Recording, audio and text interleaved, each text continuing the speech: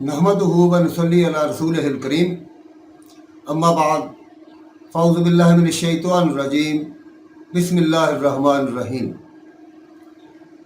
दोस्तों, हम हज़रत सैयदा राबिया बसरी रहमतुल्लाह अलैहा की सीरत पाक पर बात कर रहे हैं और आज इस सिलसिले की छठी और आखिरी नशिस्त है। इस नशिस्त में हम बात करेंगे आप रहमतुल्लाह अलैहा की अल्लाह ताला की कुर्बत के बारे में, आपके विसाल के बारे में और आपके मिज़ाज मुबारक के बारे में। तो हज़रत ख्वाजा बंदा नवाज गेसू दराज हसूल कुर्ब इलाही के बयान में फरमाते हैं, और ये वही मसलक है, वो तरीक़ है और वही अंदाज़े इश्क़ इलाही है जिसकी बिना हज़रत राबिया रहमतुल्लाह अलैहा ने रखी थी। हज़रत बंदा नवाज गेसू दराज रहमतुल्लाह अलैह का इरशाद है, अल्लाह ताला की याद और उसके इश्क़ के सिवा जो कुछ भी है सब खुराफात है, लहव लाभ ही नहीं बल्कि ममनू है। क्या जोश है खुदाए इज़्ज़ो जल से दूर रखे, वो ममनू नहीं कही जाएगी। खबरदार, ऐसी बातों में मत पड़ना। कहीं आबे रवां पर कोई नक्श बनाया जा सकता है, शोर वाली ज़मीन में खेती करने से कुछ फ़ायदा हासिल हो सकता है। अंधेरे रास्ते में आफताब आलमताब का इंतज़ार मत करो, सबको दिल से दूर रखो, खुदा को उसमें जगह दो, इधर उधर दिल ना अटकाओ। दुनिया में ऐसा इन्हमाक ना हो कि बंदा खुदा को भूल जाए और उसकी याद में गफलत करे। अस्तगफिरुल्लाह। इस तालीम व ताल्लुम की इब्तदा हज़रत राबिया बसरी रहमतुल्लाह अलैहा ही ने की थी। हुआ यूँ कि जब अपने दुनियावी आका से आप आज़ाद हुई तो शहर से बाहर दरिया के किनारे पर उन्होंने एक टूटी फूटी झोंपड़ी में बसेरा किया और दिन रात याद खुदा में मुस्तगरक रहने लगी। पहरों गुजर जाते, ना वो सोती ना कुछ खाती। दिन पे दिन और बरस पर बरस गुजरते गए। एक बार एक शख्स ने उनके ऐसे इस्तगराक को देखकर सवाल किया, अल्लाह जल्ल शानहू गफूरुर रहीम है, उसने इंसान को इस कदर दुख तकलीफ उठाने को नहीं कहा। जैसा कि खुदावंद कुद्दूस कुरान मजीद की सूरत अल बकरा में फरमाता है कि वो किसी इंसान को उसकी ताकत से ज़्यादा बार नहीं फरमाते। बेशक ये सही है और मुझे इससे ताल्लुक़ भी नहीं, मगर क्या तुम्हें मालूम है कि मैदान हशर में जब मजमा अंबिया अलैहिमुस्सलाम होगा तो उनके रूबरू सब उम्मत के आमाल नामे खोले जाएंगे। मैं ये चाहती हूँ कि जब मेरा नामा आमाल खुले तो उसमें बहुत ज़्यादा नेक आमाल हों, ताकि सरदार अंबिया अलैहिमुस्सलाम हज़रत मोहम्मद मुस्तफ़ा सल्लल्लाहु अलैहि वसल्लम को फ़ख्र हो कि अल्लाहु अकबर, जब उम्मत मुहम्मदिया की एक अदना कनीस इस दर्जा नेक आमाल रखती है तो फिर उस उम्मत के अहरार व अबरार और उलमा व सूफिया के अमाल का क्या हाल होगा और वो किस दर्जा पर होंगे। सुभान अल्लाह। दोस्तों, राबिया बसरी रहमतुल्लाह अलैहा एक ऐसी इफ़्फ़त माआब और बाइस्मत खातून थी कि जैसे किसी शायर ने कहा है, दामन निचोड़ दें तो फरिश्ते वज़ू करें। सदियां गुजरने के बाद भी आज तक उनका नाम तकद्दुस और ताज़ीम की इलामत है। आज के इस बेतरतीब और दीन से बहुत हद तक बेपरवाह ज़माने में भी हर ज़ई शऊर उस मोहतरम खातून का नाम तकरीम और एहतराम से लेता है और उनके मुजाहिदे, उनकी इबादत, उनकी रियाजत और इश्क़ इलाही में इस्तगराक का न सिर्फ मोतरफ है बल्कि इस पर रश्क करता है। वो ऐसी बाअज़मत खातून थी कि इस अहद के मशहूर ज़ाहिद व आबिद हज़रत मालिक बिन दीनार, हज़रत रियाहुल कैस, हज़रत सुफियान सौर, हज़रत शफ़ीक बल्खी और हज़रत हसन बसरी उनकी महफ़िल में आना, बैठना और उनकी गुफ्तगू सुनना फ़ख्र और एज़ाज़ समझते थे। दकीक मसाइल का हल पूछते थे और ज़ुहद व जज़्ब के इसरार नहा की गुत्थियाँ हज़रत राबिया से सुलझाने को कहते थे। मगर अफसोस की बात यह है कि उर्दू में इस अजीम खातून की सीरत اور شخصیت پر کوئی معقول کتاب دستیاب نہیں۔ انگریز دانشور مارگریٹ سمتھ نے جو لکھا وہ بھی ادھر ادھر سے خوشک چینی کی ہے، لیکن پھر بھی وہ عام اردو پڑھنے والے تک نہ پہنچ سکا۔ اس وقت جو واحد کتاب دستیاب ہے وہ مصری خاتون دوالسکا کینی کی ایک کتاب ہے، جس کا ترجمہ ایک پاکستانی نے کیا ہے۔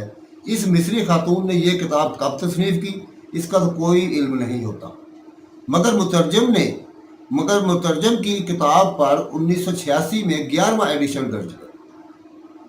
اگر دیکھا جائے تو ہر ایک ایڈیشن 1 سے 2 سال کے وقفے میں طبع ہوتا رہا ہے، تو اس کتاب کو اردو کے کالم میں آئے کم و بیش 20 برس ہونے کو آئے ہیں۔ حیرت کی بات ہے کہ کسی عالم، کسی صوفی، کسی دانشور اور کسی بھی عام مسلمان نے اس طرف توجہ نہیں دی کہ مصری مصنفہ نے حضرت رابعہ رحمۃ اللہ علیہ کی شان میں علم اور علم نفسیات کے حوالے سے کیسی گستاخی اور کتنی شرمناک زیادتی کی۔ تصوف اور زہد کے مدارج اور مرتبے کو اس کی اصل سمت نہ بھی ماننے والے مسلمان اس بات پر ایمان رکھتے ہیں کہ خداوند قدوس ان گنت لوگوں کو مادر ذات ولی پیدا کرتا ہے۔ اس میں عورت و مرد کی کوئی تخصیص نہیں، ایک نہیں بیسیوں ایسے ثبوت تذکار اولیاء کرام میں ملتے ہیں کہ جس طرح قدرت نے اور رضائے خداوندی نے ماں کی کوکھ سے ہی کسی ولی، کسی زاہد، کسی عابد اور کسی صوفی کی نگہداشت کی اور پھر عمر بھر اس کی رہنمائی کا فریضہ سر انجام دیا۔ یہ بجا کہ تاریخ میں یہ واقعات بھی ہیں کہ کوئی چور ڈاکو کسی صاحب نظر کے کشف سے منزل سلوک پا گیا اور پھر خود بھی کتب کے درجے پر جا پہنچا، مگر یہ کہنا کہ کسی فرد نے خصوصاً کسی خاتون نے اپنی بے حرمتی اور رد عصمت کی شکستگی کے رد عمل میں زہد کا راستہ اختیار کیا یا اس کے بعد اس کی زندگی میں انقلاب آیا، زہد و ولایت اور تصوف و سلوک کی راہ پر چلنے والوں کی شان میں بہت گستاخانہ جرت اور شرمناک جسارت ہے۔ اگر یہ کہا جائے تو بے جا نہ ہوگا کہ پاکستان اور ہندوستان کے علاوہ دوسرے کئی ممالک میں دین اسلام کو نفسیات کی کسوٹی پر پرکھنے کا ایک فیشن عام ہے۔ یہ وبا مغرب سے آئی ہے، مگر یہاں ذکر حضرت رابعہ اور ان کی سیرت نگار سیدہ ورالسکا کینی کا مقصود ہے، اور خصوصاً اس عربی کتاب کے مصنف کا جس نے اس خاتون کے ہرزہ سرائی کو منوعاً ترجمہ کر دیا ہے۔ وہ لکھتی ہیں، بصرہ اس رابعہ بصری رحمۃ اللہ علیہ کا وطن اور تربیت گاہ ہے۔ گو اس سرزمین نے اس پر سخت مظالم ڈھائے، وہ یقیناً اس سے محبت کرتی تھی اور دوسرے شہروں پر بصرہ کو ترجیح دیتی تھی۔ وہ وہاں کی گلیوں اور شاہراہوں سے خوب آشنا تھی، وہاں کی باوقار مسجد اور بڑے بازاروں سے محبت کرتی تھی۔ رابعہ بصرہ کی مجالس ذکر اور دینی مدارس میں گھومنے لگیں۔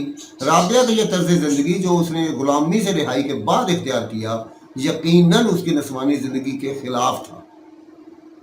رابعہ نے ایک اسیر اور باندی کی حیثیت سے زندگی گزاری ہے، مگر سوال یہ ہے کہ کیا وہ اپنے آقا کے دستے بد سے محفوظ رہی؟ استغفر اللہ، جو اس کے پورے جسم کا مالک تھا، اور کیا وہ آخر کار جس نے اسے اغوا کر کے بیچا تھا اسے بھی وہ محفوظ رہی؟ یہ سب کچھ اس کی غلامانہ زندگی کے بارے میں محض ایک تخمینی بات ہے۔ ہو سکتا ہے کہ رابعہ کو کچھ ایسی تکلیف دہ باتیں پیش آئی ہوں جس سے اس کی عصمت و عفت پر بھی حرف آیا ہو، اور آزادی کے بعد یہی دست درازیاں اس کی زندگی میں انقلاب کا باعث بنی۔ کہتے ہیں نفس انسانی میں بھی کبھی خاص حالات و جذبات کے تحت انقلابات آتے ہیں، جس طرح قوموں میں پوشیدہ حوادث بڑے انقلابات کا سبب بن جاتے ہیں۔ نفس انسانی بھی تو ایک قوم کی سی حیثیت رکھتا ہے۔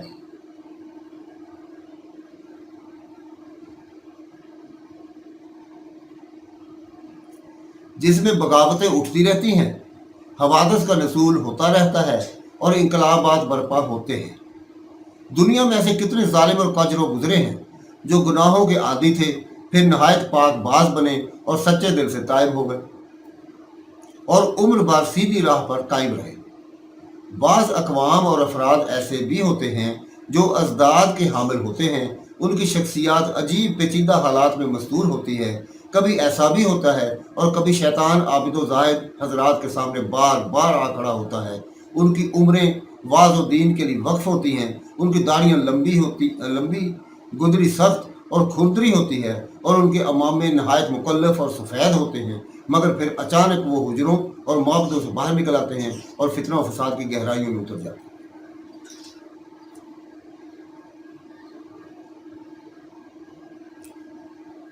پادری بافتوس بھی ایک ایسا ہی فرد تھا جو قدیم زمانے میں مصر سے چلا اور ننگے پاؤں سکندریہ پہنچا تاکہ اپنے آپ کو فاحشہ تائسیس کے قدموں میں ڈال دے۔ تائسیس ایسی فاحشہ تھی کہ جس کی محفل رات دن طرح طرح کی خوشبوؤں اور ہر قسم کی شراب کی بو سے مہکتی تھی، اور جس کا محل فسق و فجور سے آباد رہتا تھا، مگر کیا وہ مرتے دم تک ایک مقدس پاک باز عورت نہیں بن گئی تھی؟ دوستو، مندرجہ بالا اقتباس ابھی جاری ہے۔ کینی اپنا استدلال جاری رکھتی ہے، اور جس طرح کوئی شخص سوچے سمجھے منصوبے کے تحت کسی سازش کا ارتکاب کرتا ہے، اسی طرح یہ خاتون بھی بڑے دھیمے انداز میں ادھر ادھر کی مثالیں دیتی ہوئی رابعہ بصری رحمۃ اللہ علیہ کی داغدار نوجوانی استغفر اللہ کا ذکر کرنا چاہتی ہے، بلکہ اس بات کو ثابت کرنا چاہتی ہے۔ ہم نے ابتدا میں خود اس کیفیت کا حوالہ دیا تھا کہ رب ذوالجلال جب چاہے کسی کی کایا پلٹ کر رکھ دیتا ہے۔ تاریخ میں ایسی مثالیں تو شاذ ہی ملتی ہوں گی کہ کوئی زاہد و عابد گناہ کے راستے پر چل پڑا ہے۔ تاریخ کے سینکڑوں لاکھوں صفحات اس بات کی گواہ ہے کہ راسخ العقیدہ لوگ سولیوں پر لٹک گئے مگر اپنے مسلک سے منحرف نہ ہوئے۔ قرآنی حوالوں اور دیگر مذہبی صحیفوں سے اس بات کا مکمل ثبوت ملتا ہے کہ اللہ جل شانہ ولیوں، کتبوں اور ابدالوں کو پیدائش کے وقت سے ہی یہ مرتبہ عطا فرما دیتا ہے۔ بلکہ مزید صراحت کی جائے تو یوں کہا جا سکتا ہے کہ ان کی ماں کے پیٹ میں ہی اسی انداز سے پرورش ہوتی ہے۔ یہ خاتون اپنا بیان جاری رکھتی ہے: بے شک دنیا عجائبات سے پر ہے، اور اس عالم میں قسم قسم کے حوادث ظہور پذیر ہوتے رہتے ہیں۔ ہو سکتا ہے اس قسم کے حالات سے غلامی کے بعد رابعہ کو بھی دوچار ہونا پڑا ہو، اور اس کی زندگی کا یہ انقلاب غلامی کی زندگی کا رد عمل ہو۔ جب وہ آزادانہ نکل کھڑی ہوئی تو نوعمر حسین لڑکی تھی۔ آزادی اور بے خوفی کی خوشی میں ممکن ہے وہ اسی سیلاب میں بہہ گئی ہو، استغفر اللہ، جس میں عموماً ہر نوجوان روٹی اور تنہائی کے سوال کے ڈر سے بہہ جاتا ہے۔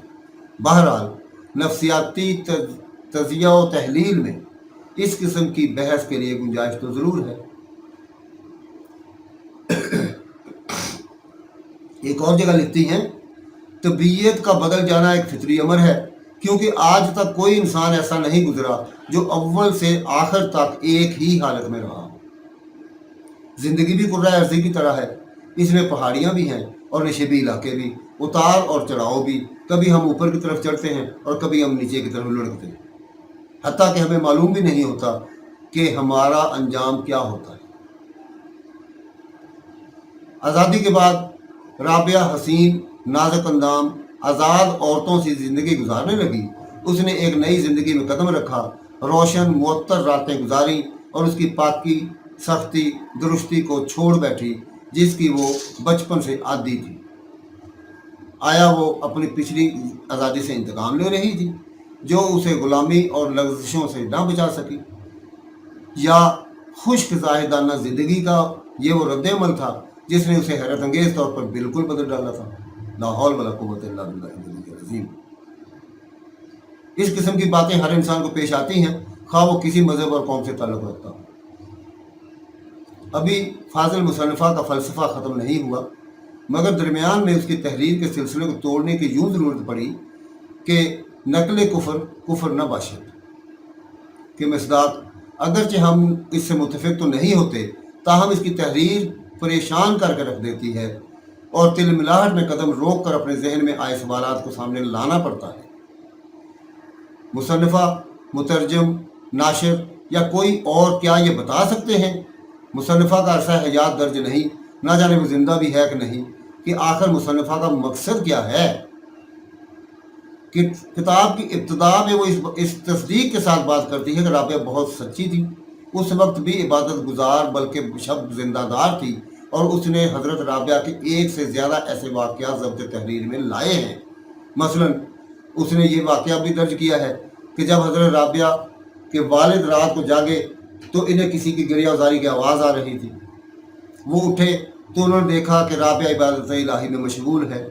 پھر اسی مصنفہ نے وہ واقعہ بھی درج کیا کہ جب بچپن میں ہی رابعہ نے کھانے سے پہلے اپنے والد سے یہ گہرا اور پرمغز سوال کیا تھا، میں سوچ رہی ہوں کہ کیا یہ کھانا حلال بھی ہے کہ نہیں۔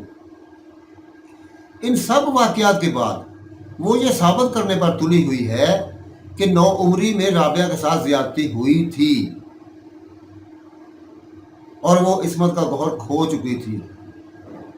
استغفر اللہ استغفر اللہ۔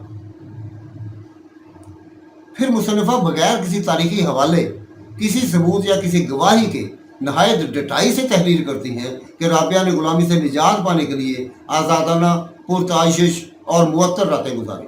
استغفر اللہ۔ اس کے بعد وہ ڈاکوؤں کے تائب ہونے اور کسی فاحشہ کے راہ راست پر آنے پر کسی پادری کے بھٹکنے کے واقعات بیان کرتی ہے اور کہتی ہے کہ انسانی زندگی میں کسی زیادتی یا انقلاب کی وجہ سے رد عمل ہوتا ہے۔ ہم یہ پوچھتے ہیں کہ رابعہ تو زیادتی ہونے یا کسی بھی انقلاب کے در آنے سے پہلے ہی پرہیزگار اور پاک باز تھیں۔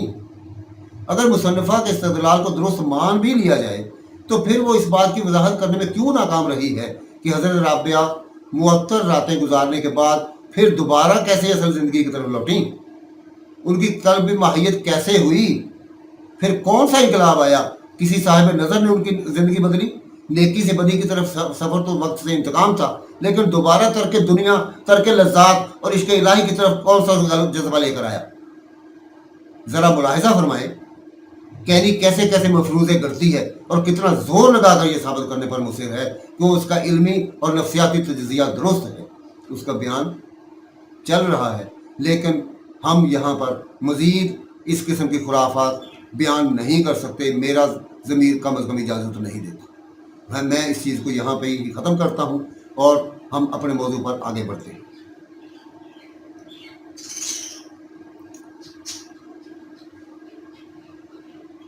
دوستو، یہ چند خرافات جو میں نے ابھی ایک مصری مصنفہ کے حوالے سے عرض کی، دل روتا ہے کہ یہ باتیں میرے منہ سے کیسے نکلی، لیکن بس وہی بات ہے کہ نقل کفر نہ باشد کہ موضوع کے حوالے سے یہ ساری چیزیں بیان کرنا ضروری سمجھتا تھا، سو میں نے بیان کر دی۔ اللہ تعالیٰ مجھے معاف فرمائے کہ ہم نے ہماری زبان سے اس کی ایک ایسی نیک و پاک باز عورت کے متعلق ایسی غلط باتیں نکلیں۔ اللہ تعالیٰ ہمیں معاف فرمائے، اللہ تعالیٰ ہمیں اس جرم میں شامل ہونے سے بچائے۔ تو اب ہم بات کریں گے حضرت سیدہ رابعہ بصری رحمۃ اللہ علیہا کے مثال کی، کہ ایک مدت تک لوگوں کو راہ حق کی روشن شاہراہ پر گامزن کرنے اور حق و صداقت کی راہ پر چلتے رہنے کی تلقین کرنے والی یہ عظیم شخصیت حضرت رابعہ بصری رحمۃ اللہ علیہا پر آخر کار وہ وقت بھی آ ہی گیا جو ہر ایک ذی روح پر آتا ہے۔ یہ 185 ہجری کی ایک سال تھی کہ آپ بستر علالت پر آرام فرما تھیں۔ بصرہ کے چند نیک دل لوگ آپ کی عیادت کی غرض سے آپ کے پاس بیٹھے ہوئے تھے کہ یک آپ نے حاضرین سے فرمایا، آپ حضرات یہاں سے ہٹ جائیں اور ملائکہ کے لیے جگہ چھوڑ دیں۔ آپ کے حکم پر سب لوگ اٹھ کر باہر نکل گئے اور آپ نے دروازہ بند کر دیا۔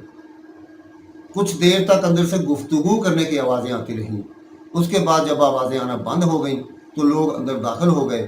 دیکھا کہ اللہ کی عبادت گزار بندی، نیکی اور بلائی کی مجسم صورت، فرشتہ صفت، مجاہدہ، عابدہ، زاہدہ، صالحہ، فخر نصاف العالمین حضرت رابعہ بصری رحمۃ اللہ علیہا اس دنیا سے رحلت فرما چکی تھی۔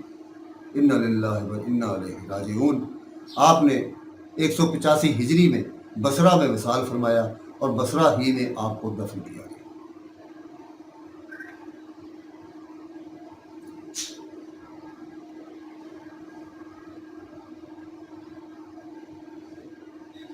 محبت کا یہ اشارہ 88 برس تک جاری رہا۔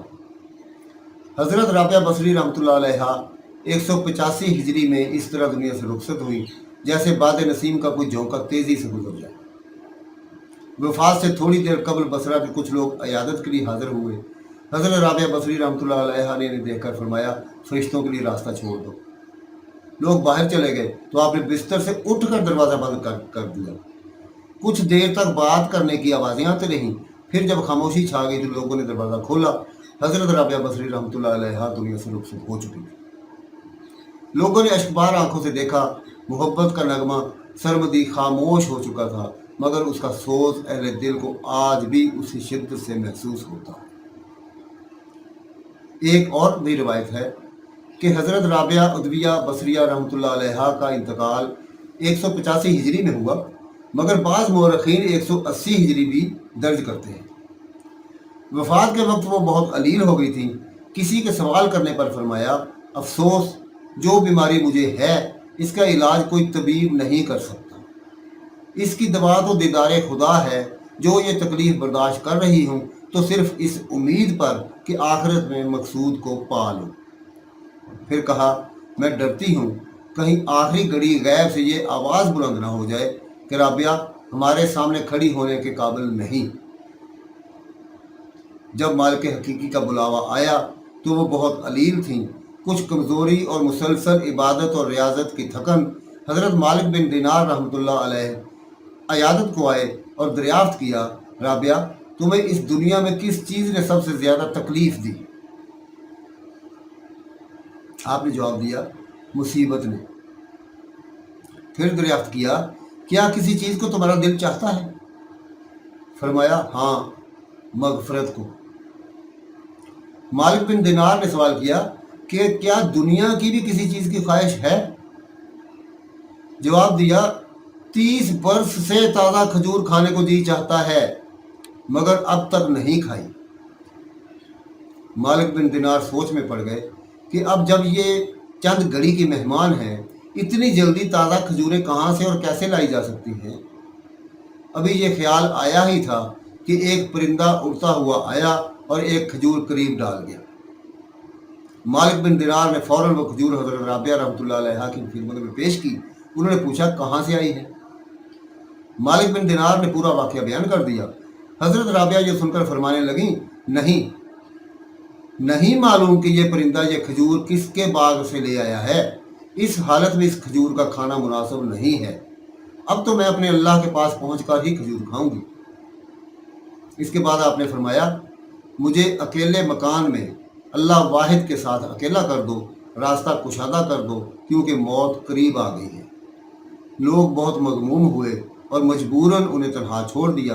اتنے میں مکان کے دروازے کی طرف سے آواز آئی، اے ایمان والی روح، تو اپنے پروردگار کے جوار رحمت کی طرف چل، اس طرح کہ تو اس سے خوش اور وہ تجھ سے خوش۔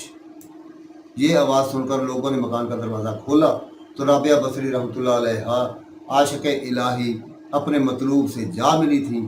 ان کے قریب ہی ایک الگنی پر ان کا کفن لٹکا ہوا تھا جو زندگی بھر انہیں آخرت کی یاد دلاتا رہا۔ حضرت رابعہ رحمۃ اللہ علیہ کو بصرہ میں دفن کر دیا گیا۔ کچھ مورخین نے غلط فہمی کی بنیاد پر ان کی قبر بیت المقدس کے قرب و جوار اور دمشق کے محلے قمریہ میں بتائی ہے، مگر امر واقعہ یہ ہے کہ یہ دونوں قبریں الگ ترتیب رابعہ بدویہ اور رابعہ شامیہ کی ہیں، جو حضرت رابعہ بصری رحمۃ اللہ علیہ کے بعد کے زمانے میں آئیں اور کافی پرہیزگار اور صالح خواتین تھیں۔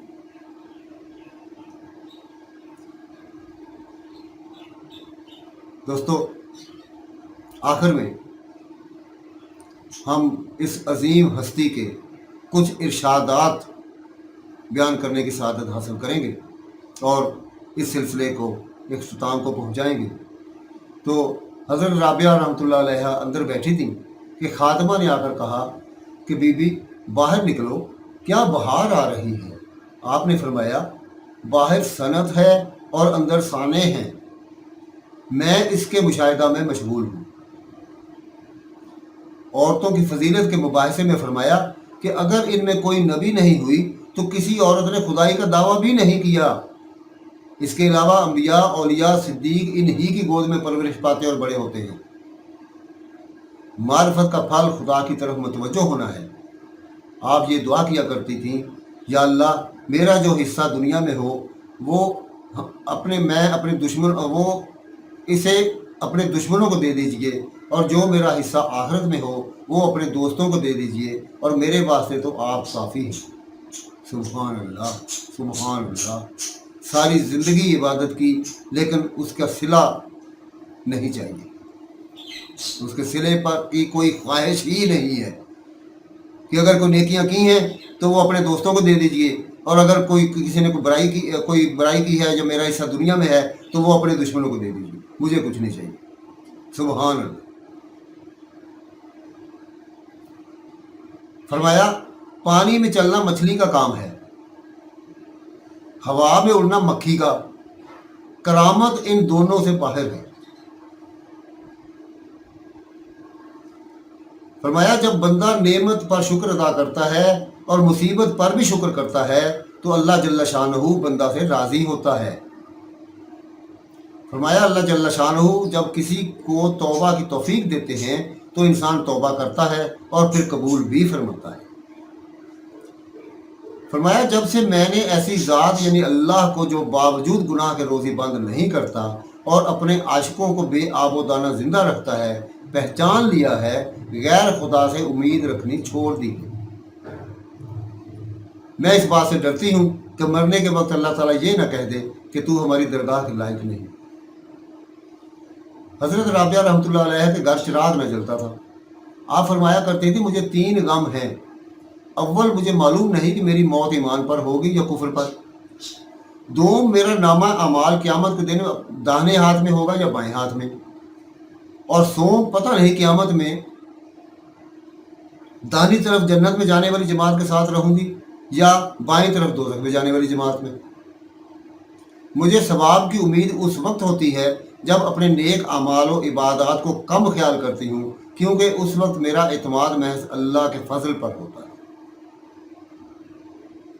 فرمایا اللہ سے قناعت پسند دل مانگو، یہ بہت بڑی نعمت ہے۔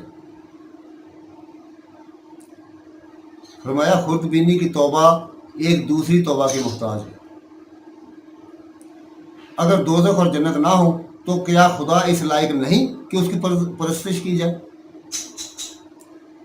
فرمایا اگر تم دنیا سے فارغ ہو تو دنیا کی بلائی برائی کی تمہیں پرواہ نہیں ہو سکتی۔ اے نفس تو اللہ تعالیٰ سے محبت کا دعوے دار ہے اور اس کی نافرمانی بھی کرتا ہے۔ اگر تو محبت میں صادق ہے تو اپنے رب کی اطاعت بھی کر۔ محبت کرنے والا اپنے محبوب کی اطاعت ضرور کرتا ہے۔ محبت ازلی اور ابدی ہے، اور دل کو قابو میں رکھنا اور اختیار ہونے پر ناجائز خواہشوں کو روکنا مردانگی ہے۔ دوستو، حضرت سیدہ رابعہ بصری رحمۃ اللہ علیہ کا تذکرہ آج مکمل ہوا۔ جیسا کہ بیان ہو چکا ہے کہ حضرت رابعہ بصری رحمۃ اللہ علیہ کے متعلق بہت کم مواد ملتا ہے، بہت کم تحقیق ہوئی ہے، بہت کم واقعات ملتے ہیں، اور ایک جو کتاب امام نے ذکر کی وہ مصری مصنفہ کی، تو جو وہ ایک کتاب ملتی ہے اور وہ بھی ساری کی ساری ان کے خلاف ان کی گستاخی میں ہے۔ ہم اس کو کیا کریں؟ بہرحال جو کچھ ہمیں میسر آ سکا حضرت رابعہ بصری رحمۃ اللہ علیہ کی شان میں، ان کے سیرت پاک سے متعلق جو کچھ مواد ہمیں حاصل ہو سکا وہ ہم نے یہاں آپ کے سامنے پیش کیا، بیان کیا۔ تو دعا ہے کہ اللہ تعالیٰ